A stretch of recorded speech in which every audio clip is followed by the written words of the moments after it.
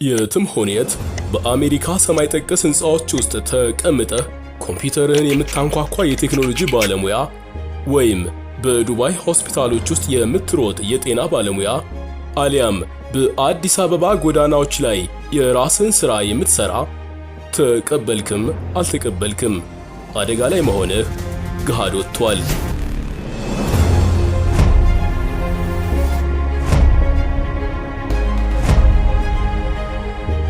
ዓለም በጸጥታ ጦርነት ውስጥ ነች። ጠላት ወታደር ኤአይ ጠመንጃ አልያዘም። ጠላት ወታደር የሚመጣው በአልጎሪዝም እና በዳታ ተጭኖ ነው። የኤአይ ማዕበል የሰው ልጅ የሥራ ገበያ ከስሩ እየነቀነቀው ነው። እኔ አፍሪካ ውስጥ ነኝ፣ ማዕበሉ አይደርስብኝም ትሉ ይሆናል። ሌሎቻችሁ አይ እኔ አሜሪካ ነኝ፣ የቴክኖሎጂው ባለቤት እኔ ነኝ ማለታችሁ አይቀርም። ግን ተሳስታችኋል። ይህ የዲጂታል ዱላ ለሁሉም እኩል ነው። ዱላው አሜሪካ ያለውን ኢንጂነር፣ አውሮፓ ያለውን አካውንታንትና ኢትዮጵያ ያለውን ተቀጣሪ አይለይም። ኤአይ አንጎልህ የሚሰራው እንደ ማሽን ከሆነ ዜግነትን ሳይጠይቅ ስራህን ይነጥቅሃል። ቢሆንም ተስፋ አትቁረጡ። የኤአይ ፈጣሪዎች ሳይቀሩ ዛሬም ድረስ በድንጋጤ ቆመው የሚያዩት ኮምፒውተር ሺህ ዓመት ቢማር ሊፈታው የማይችለው አንድ ትልቅ የሰው ልጅ ምሽግ አለ። ይህ ምሽግ ዲጂታል ያልሆኑ ማሽኖች ሲስተም ኤረር የሚሉባቸውን 5 ወሳኝ የሰው ልጅ ሥራዎችን የያዘ ነው።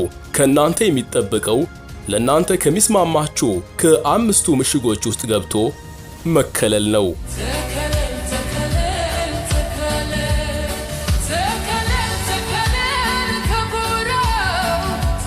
ዛሬ አምሌ ኤክስ ፋይል ነገ ስራህን እንዳታጣ የምትይዘውን በየትኛውም የዓለም ጥግ ብትሆን ህልውናህን የምትታደግበትን የወርቅ ካርታ ይገልጣል።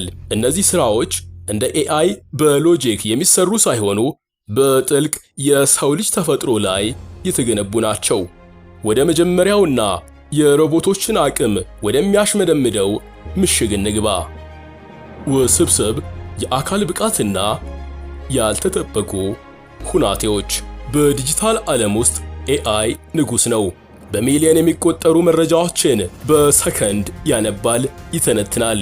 ግን ከኮምፒውተር ስክሪን ጀርባ ወጥቶ ወደ ቁስ ዓለም ስናመጣው ኤአይ ገና ዳዴ እያለ ነው። በሳይንሱ ዓለም ይህ እውነታ የሞራቬክ ፓራዶክስ በመባል ይታወቃል።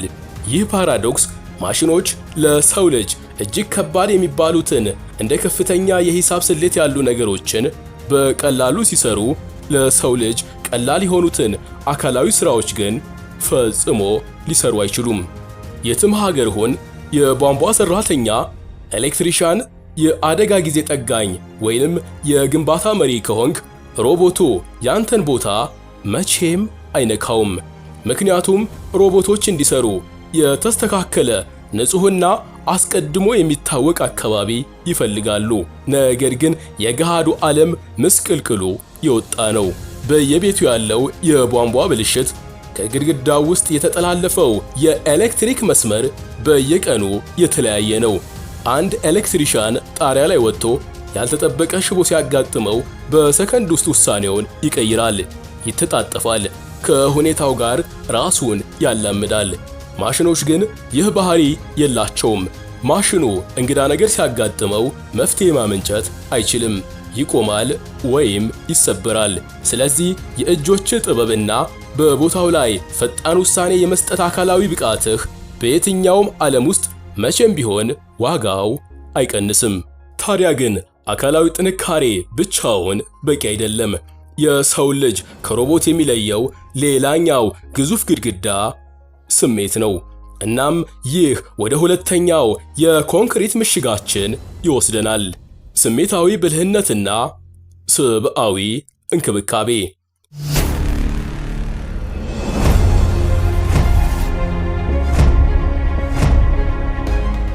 ይህ ምድብ የሰው ልጅ ልብ የሚጠይቁ ስራዎችን ይይዛል።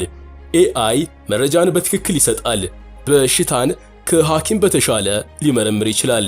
ግን መቼም ቢሆን ሊሰማው አይችልም።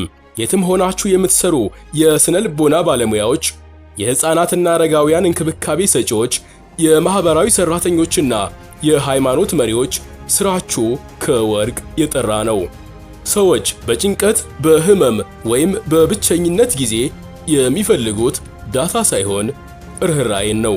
አስቡት፣ በከፍተኛ የህይወት ፈተና ውስጥ ሆናችሁ ልባችሁ ተሰብሮ ማውራት ስትፈልጉ አንድ ኤአይ ሮቦት መጥቶ በዳታዬ መሰረት ልብ መሰበሩን ተረድቻለሁ፣ አዝናለሁ ቢላችሁ ምን ይሰማችኋል? ሮቦቱ አዝናለሁ ቢልም ውስጡ ምንም አይነት ስሜት እንደሌለው አእምሯችሁ ስለሚያውቀው አንዳችን ፈውስ አይሰጣችሁም። እንዲያውም አንተ ማሽን ነህ ዝም በል ብላችሁ ሶኬቱን ልትነቅሉትም ትችላላችሁ። የሰው ልጅ የሰውን እጅ፣ የሰውን የአይን እይታና ከልብ የመነጨ የሰውን ድምፅ ይፈልጋል።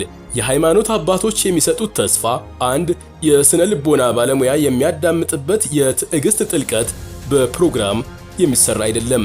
ይህ ከነፍስ ወደ ነፍስ የሚደረግ ልውውጥ ነው። ስለዚህ በስራ ላይ ሰዎችን የምትንከባከብ፣ ችግራቸውን የምታዳምጥና መፍትሄ የምትሰጥ ከሆነ የትም ሀገር ብትኖር የኤአይ ዱላ ፈጽሞ አያርፍብህም። አንተ መረጃ አቀባይ ሳትሆን ፈዋሽ ነህና። እነዚህ ሁለቱ ምሽጎች ናቸው።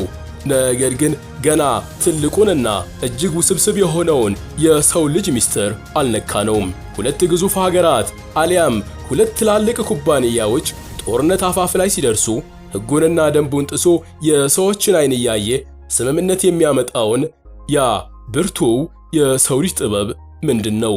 ኤአይ ለምን በድርድር ጠረጴዛ ላይ ሁል ጊዜ ይሸነፋል? ከዚህ ቀጥለን ሮቦቶችን የሚያስጨንቃቸውን የስትራቴጂካዊ ድርድርና የከፍተኛ ፈጠራ ምስጢሮችን በር እንከፍታለን። የመጀመሪያዎቹ ሁለቱ ምሽጎች አካላዊ ጥንካሬንና ስሜታዊ ንክኪን የሚመለከቱ ነበሩ። ነገር ግን ኤአይ ሺህ ዓመት ቢማር ኮዱ ሊፈታው የማይችለው ሲስተም ኤረር ብሎ ሜዳ ላይ የሚዘረርበት ሶስተኛውና አራተኛው ወሳኝ ምሽጎች እዚህ ጋር ናቸው። የትም ሀገር ሁን፣ በየትኛውም የኢኮኖሚ እርከን ላይ ተቀመጥ፣ እነዚህ ሁለት ምድቦች የሰው ልጅ የበላይነት የታተመባቸው ናቸው።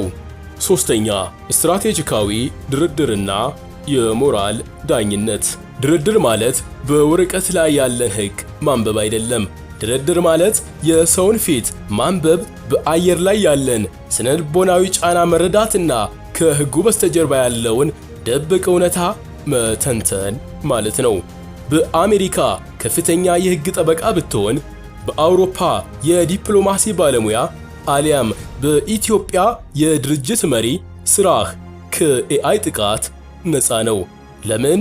ምክንያቱም ኤአይ በሕግ ደንብ ይፈርዳል እንጂ ሰውን አሳምኖና መርቶ ስምምነት ላይ ማድረስ አይችልም። እስቲ አስቡት፣ ሁለት ግዙፍ ኩባንያዎች ተጣልተው መፍትሄ እንዲያመጣ አንድ ኤአይ ሮቦት በመካከላቸው ተቀመጠ። ሮቦቱም በዳታዬ መሰረት ሁለታችሁም 50-50 ተካፈሉ፣ ካልሆነ ግን ፍርድ ቤት ሂዱ ይላቸዋል። ይህ ድርድር ሳይሆን የሂሳብ ካልኩሌተር ማሽንነት ነው። እውነተኛ ድርድር የሰውነት ቋንቋን ይጠይቃል። ተቃራኒ ሰው አይኑን ሲያርገበግብ፣ ድምፁ ሲቀየር ወይም ድንገት ዝም ሲል ያ ዝምታ ምን ማለት እንደሆነ የሚገባው የሰው ልጅ ብቻ ነው። ኤአይ ዝምታ የሚለውን ዳታ ሊተረጉመው አይችልም። በድርድር ጠረጴዛ ላይ ስነ ልቦናዊ ጫና ማሳደር፣ መቼ ማፈግፈግና መቼ ማጥቃት እንዳለብህ ማወቅ የነፍስ ሥራ ነው። ሮቦቱ ሕጉን ይዞ ይሟገታል። አንተ ግን የሰውየውን ልብ ይዘህ ታሸንፋለህ። ከፍተኛ የፈጠራ ጥበብና አዳዲስ መንገዶች።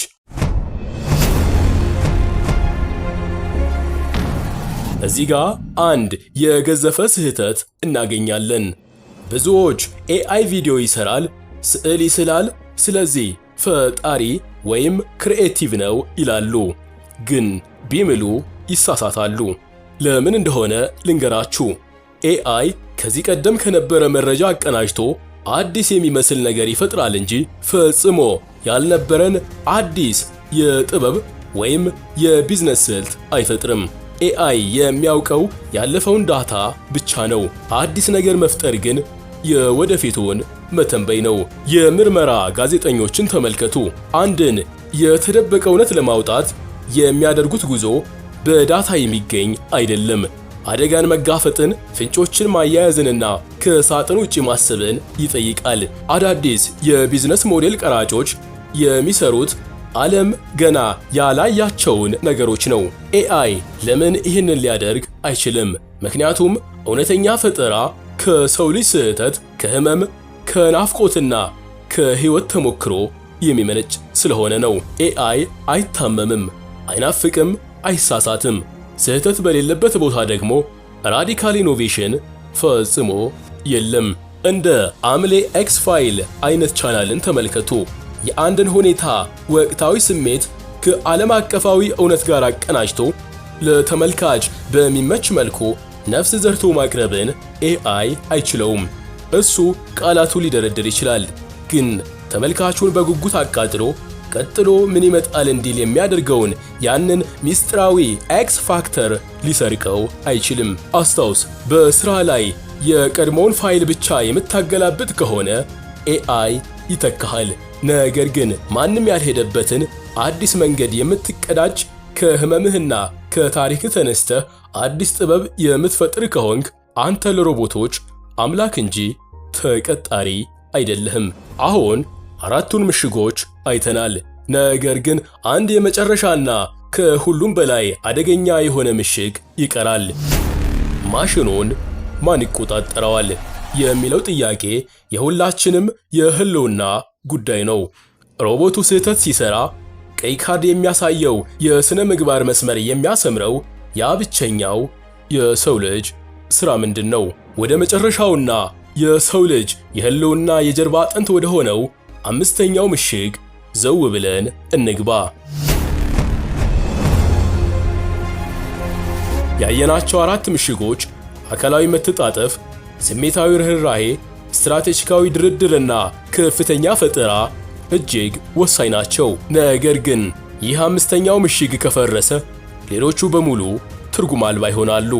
ምክንያቱም ይህ ምሽግ የሚመልሰው አንድ የሞትና የሽረት ጥያቄን ነው። ማሽኑን ማን ይቆጣጠረዋል የሚለውን። ይህም የቴክኖሎጂ ቁጥጥርና የሥነ ምግባር ዳኝነት ነው። በሲሊከን ቫሊ፣ በለንደን አሊያም በአዲስ አበባ ዛሬ ላይ ትልቁ ፍርሃት ኤአይ ሥራ ይወስዳል የሚለው ብቻ አይደለም። ትልቁ ፍርሃት ኤአይ ራሱን ችሎ ከቁጥጥር ውጪ ቢወጣስ የሚለው ነው። አርቲፊሻል ኢንተለጀንስ አስገራሚ አቅም አለው፣ ነገር ግን የሞራል ኮምፓስ የለውም። ትክክልና ስህተት የሚለውን የሚለካው በደረቅ ዳታ እንጂ ራሱን ውሳኔ በሚያስፈልገው ሰው ጫማ አድርጎ በሚያስብ ሕሊና አይደለም። እስቲ አንድ ነገር እንበልና በጋራ እናስብ።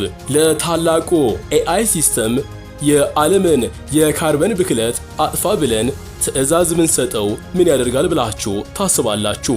የሰው ልጅ በፋብሪካና በመኪና ጭስ አየርን እየበከለ እንደሆነ በሰከንዶች ውስጥ ይደርስበታል። የኤአይ ሎጂካዊ መፍትሄ ምን ሊሆን ይችላል? ብክለቱን ለማጥፋት ዋናውን ምንጭ የሰው ልጅ ማጥፋት። አያችሁ፣ ሎጂኩ ልክ ነው፣ ግን ሞራሉ ዜሮ። ስለዚህ ነው የኤአይ አስተዳዳሪዎች፣ የቴክኖሎጂ ስነ ምግባር ባለሙያዎችና የደህንነት ተቆጣጣሪዎች የዘመናችን እጅግ ተፈላጊ ንግስታት የሆኑት። የትም ሀገር ሁን፣ ስራህ ማሽኑን ማዘዝ፣ አቅጣጫውን መወሰንና የሰው ልጅ ህልውና አደጋ ላይ ሲጥል ቀይ ካርድ አውጥቶ ማቆም ከሆነ አንተ ከኤአይ ዱላ በላይ ነህ። ማሽኑን ለሰው ልጅ በሚጠቅም መልኩ እንዲገራ የምታደርገው አንተ ነህ። ኮምፒውተሩ እንዴት ይደረጋል ለሚለው መልስ አለው። አንተ ግን ለምን ይደረጋል ለሚለው ትልቁ ጥያቄ መልስ አለህ። እናም ያ የህልውና ዳኝነት በየትኛውም የቴክኖሎጂ ዘመን ፈጽሞ ለማሽን አይተውም። ኤአይ ስለማይደፍራቸው አምስቱ ቀጣይ የኮንክሪት ምሽጎቻችሁ ተነጋገርን። የዲጂታሉ ዱላ ለሁሉም እኩል መጥቷል። የዘር፣ የቋንቋ ወይም የድንበር ከለላ የለውም። ነገር ግን የመዳኛ ካርታው አሁን በእጃችሁ ላይ ነው።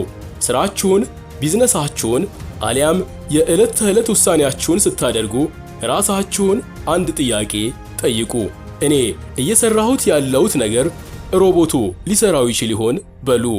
መልሳችሁ አዎ ሎጂክና ድግግሞሽ ነው ከሆነ ንቁ፣ መንገዳችሁን ቀይሩ።